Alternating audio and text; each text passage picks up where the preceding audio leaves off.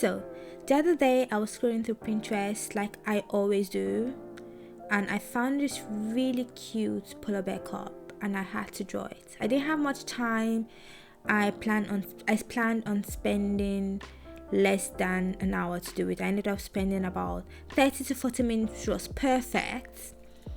And yeah, I didn't have an idea of how I wanted to go about the process. I don't normally draw animals. I draw human characters most of the time, so this was a bit of a challenge. I thought it would be a challenge, but actually it was easier than I thought. Now I'm kind of obsessed with drawing like baby animals. I didn't know exactly how I was going to draw this, to be honest. So after picking my flat colors, I started to pick the colors of the lighting and the shadow, but then I realized that it wasn't looking as good as I wanted it to look. It was not really representing the light source, the shadows correctly. So I thought the best way to achieve that look was using the curve tool. And from this painting, I actually realized that when it comes to painting white, the curve tool is like the best tool to use to get that to render the white very correctly.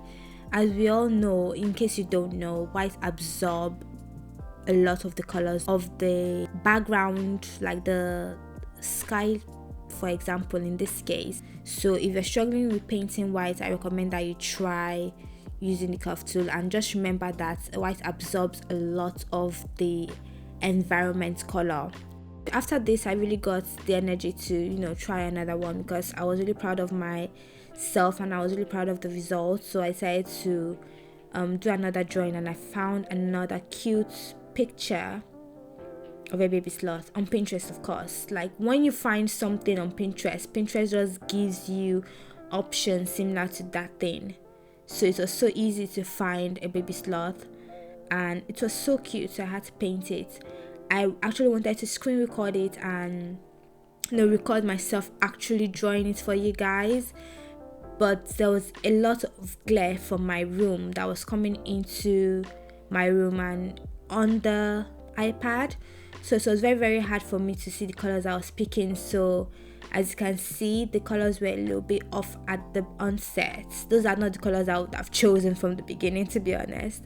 So I ended up going back to fixing those colors. I just went back later on to actually fix it, because to be honest, when I was drawing, I couldn't see half of the things I was drawing because of the glare from the window, and I didn't want to change my position because I wouldn't be able to screen record for you to record me actually drawing, and so it ended up being pointless because I can't even show you guys. I'm just ranting now.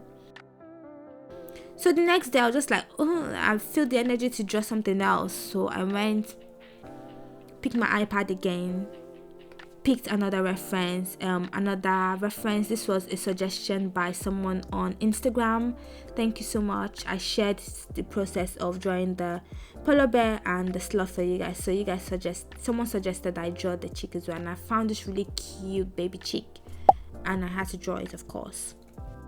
And yeah, the process for this one was a lot easier than the other two, I would say, and it was so much smoother. It took about 40 minutes as well, but the process was very, very smooth, and I'm really proud of myself for this. So I'll just be explaining the process for this one now. And yeah, what I normally do, even with my animal characters, I like to draw the big shapes, just to know the proportions, just to see how the proportions and the composition look. And this is the best method for me. I know some artists start to just sketch in different ways, but I found this method work the most effective for me. I've tried other methods and none of them have worked for me. So yeah, I quickly put on the features. Obviously I used my lasso tool. My lasso tool is like my favorite tool to adjust my proportions and adjust things and move things around at the onset.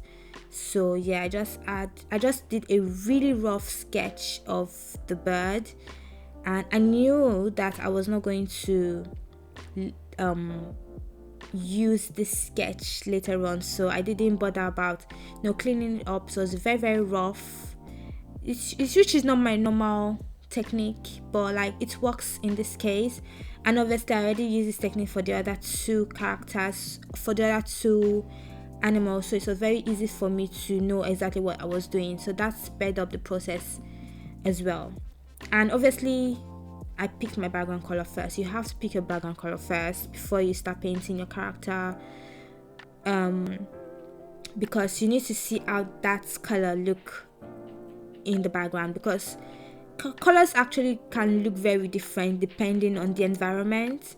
So if you want your colors to look as realistic as possible, and if you want your characters to blend well with the background, you have to make sure that you pick the right color.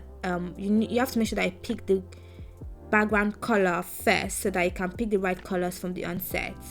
And you will see here that I actually went back to making my background color darker. I couldn't do that at the beginning because it was too dark to actually see my line work.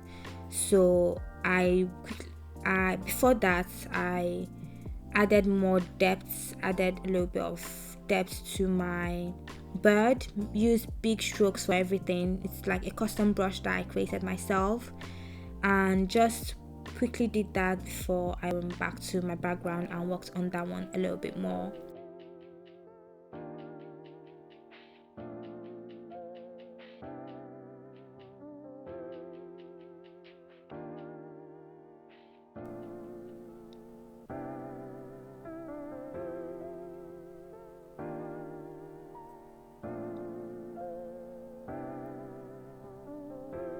And I'm going back to my bird and adding more depth, more shadow, more light, just the base of it before I actually add the rim light, which is the most exciting part about the drawing.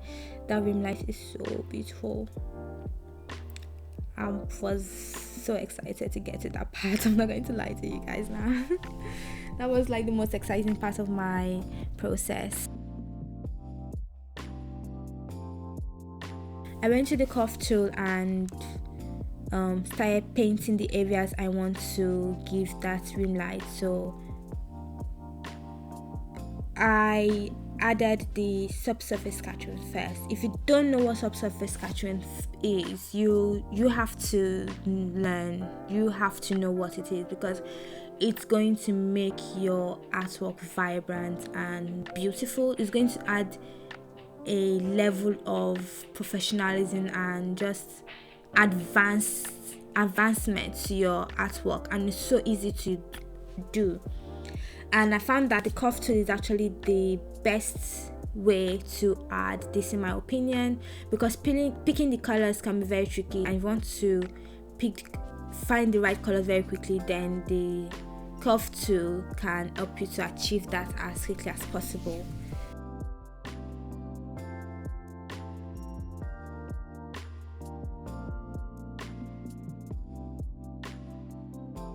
So I've added the subsurface scattering, and I'm going to go back again to actually add the rim light.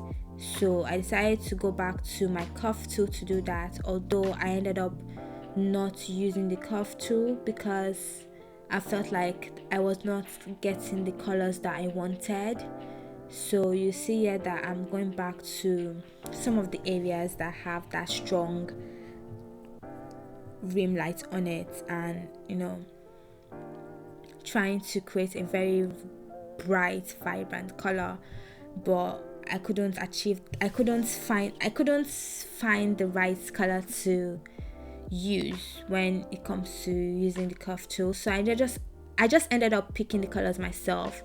So I picked a very bright color, almost like a very desaturated off-white color. And yeah, I wanted it to look cool as well, in contrast to the very warm chromatic aberration, subsurface scattering. I wanted it to have a very high contrast. So yeah, that's what I did. And I'm now zooming into the eye, to the face, because that is the most attention grabbing part of the whole drawing. We are all, as humans, we are attracted to the face. That's the first thing that we look at. Even when we are trying to attract a mate, we look at people's face first before you judge them by their personality. And that's the same for, you know, animals. We look at the face first, and obviously I'm trying to make the face as beautiful and as cute as possible, trying to exaggerate the cuteness in the eye, picking a very vibrant colors for the highlight of the eye. And now I'm working on the beak of the cheek. Oh my gosh. So yeah, I'm working on the face a little bit more, adding more details, and now I can use a smaller brush to add the details. At the beginning I used a bigger brush, a medium-sized brush, but now I can go into the smaller details with like a smaller brush and just adding details where it needed to be. Of course, I don't want to add too much detail because this is a speed paint, and I didn't add much detail to the body because that's not the thing that people look at much, to be honest. The face is my main priority when it comes to adding details, but I also went back to the body and the feet. I actually almost forgot about painting the feet, but yeah, I went back to the feet as well and just worked on that very quickly, even though the feet is probably one of the most detailed parts of a cheek because it has those wrinkled lines. It's not necessary to do that when you're painting, doing a speed paint especially, because nobody's looking at the feet. Nobody likes looking at feet. So why would I spend extra time on the feet when I could spend that time working on the face that everybody looks at? And yeah, it's the drawing is almost complete. I'm just finalizing things, blurring out the background, working on the branch that the bird is on a little bit more. And yeah, very easy. It took me about 40 minutes to do, and I'm really proud of this. I'm hoping to do more and more of this because I think that it was one of the best speed paints I've ever done. It was not stressful, it was very enjoyable. So if you guys have any recommendations of animals I should draw next, please let me know down in the comments below, and make sure you like and subscribe. We're almost at 1k. I would really appreciate it if you guys, support my channel and help me grow. That would really mean a lot to me. And yeah, thank you so much for watching. I'm very, very grateful for every one of you, and I love you all. See you later. Bye.